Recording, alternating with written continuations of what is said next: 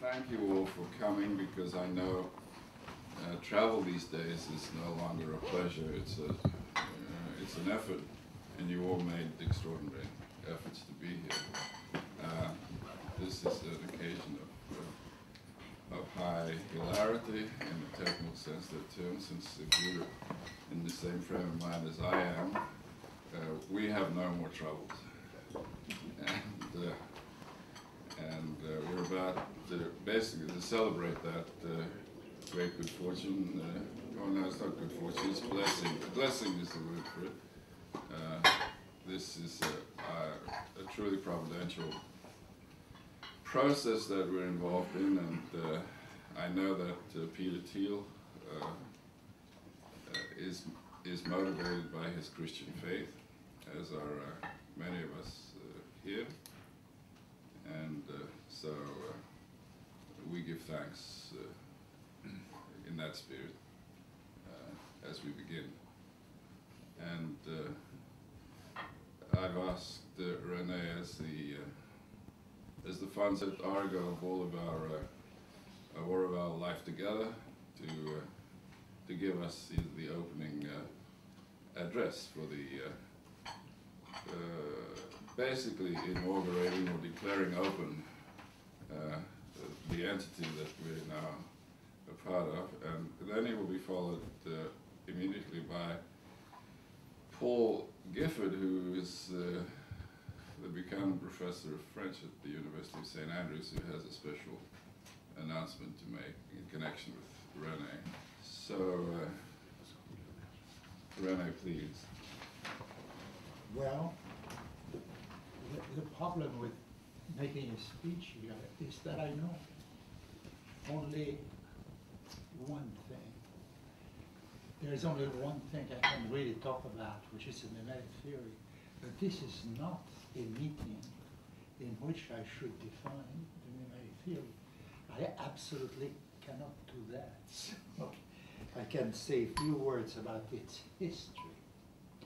And I really feel that the mimetic theory as a research group was born in a place which does not exist physically at Stanford anymore, which was the old CSAC building, when Bob became attached to the CSAC building, which means the Center for, which meant the Center for International Studies and Arms Control.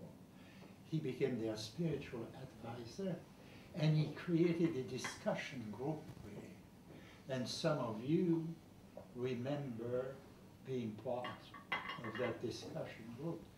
And the policy of Bob was to open it to outsiders. And the farther away they came from, the better it was. And one of the first, of course, was Wolfgang, who enjoyed it very much, really. And it played a decisive role. Behind it, there was Raimund Schweiger, of course, and we had a very good time. And the number of people involved in it kept increasing very slowly, because, it was a very, very interesting work. And the thing to say about Peter Thiel, the first thing to say is that he was one of these people. He's one of us. He's not an outsider. But he was the first one to come as an undergraduate. He was becoming a little bit famous. He's famous for getting famous, because he can do it through many ways. But he became a little bit famous because he wrote a book entitled Political Correctness at Stanford. And political correctness at the time was really on the rampage, And he wrote a book which is quite witty, as a matter of fact, which doesn't prevent him from having an excellent relationship with the university today. But he was a member of the group, and at the beginning, we were talking about just about any subject. There was a kind of tendency to move towards mimetic subject and so forth, but there was nothing formal about it, and no one was ever compelled to be a party member or something. There was no party. There was no theory. There was no thing. It was something in the making, you know.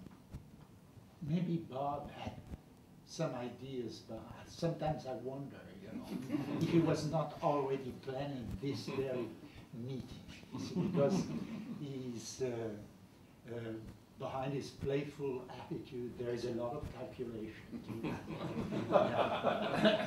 Finding myself here today, I just go back to that period, and I said, who knows if it was not all planned from the beginning, you know. But I'm not so sure. So this is a very happy occasion for all, and especially for me. Another one who was a member of that first group was Maria Stella, who is looking for a taxi right now. We'll find it in due time, because even people who get late to work finally manage to do it, and then the taxis have nothing to do, and they pick up Maria Stella.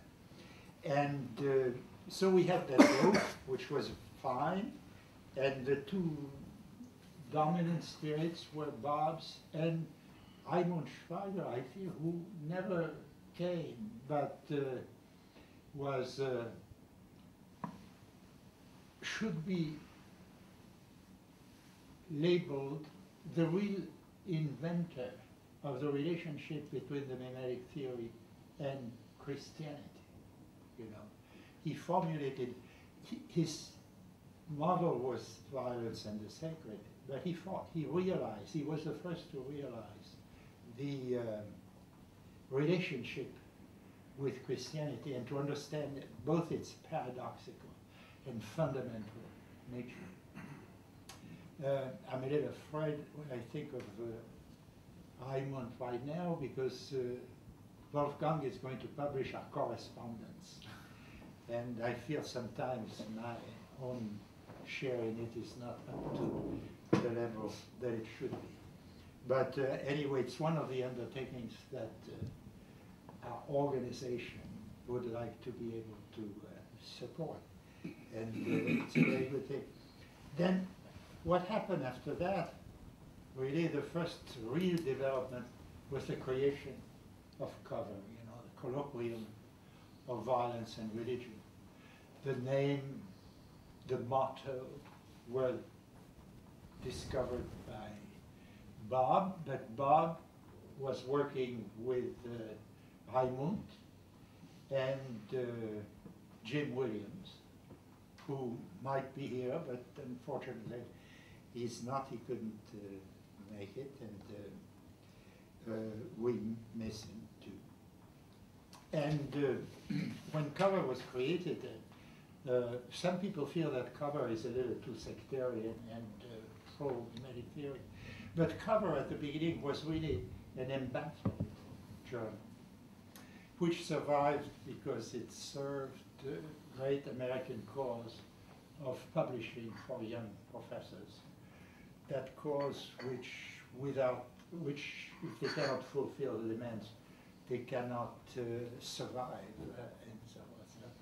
But Cover has published many articles, and recently there was the development which I consider as a major development, which is when Bill Johnson became the editor, and the latest issue, I think, is a little masterpiece and puts Cover at the Contagion at the very top of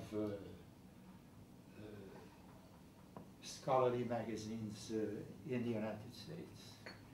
And maybe today is really the next step